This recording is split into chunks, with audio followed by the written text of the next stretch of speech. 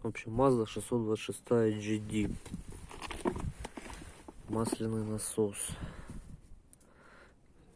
Выработка внутри, короче, большая.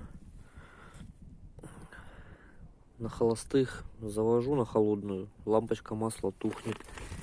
Немножко поработает, начинает мигать.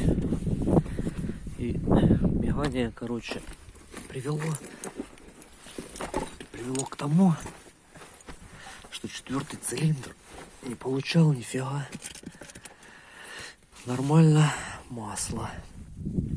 И получилось вот что. Короче, завожу на холодную, нормально все. Немножко подогревается, начинает цокать. И, естественно, начинает мигать лампочка. И вот что произошло.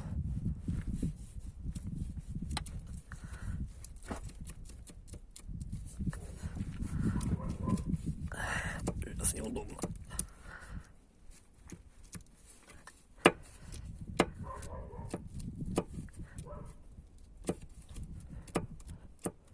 Выгребла вкладыш. Не доходило масло сюда. Остальные вроде ничего. Коренные еще не разбирал. Но разберу.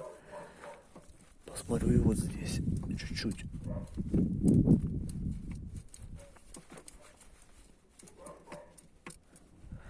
Чуть-чуточку. Ну здесь конкретно.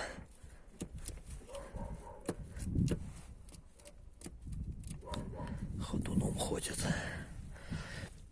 Короче, если начинает мигать масло, ой, не надо ездить, это уже точно.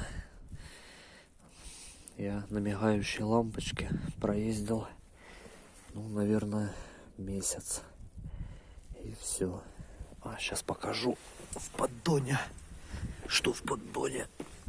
А в поддоне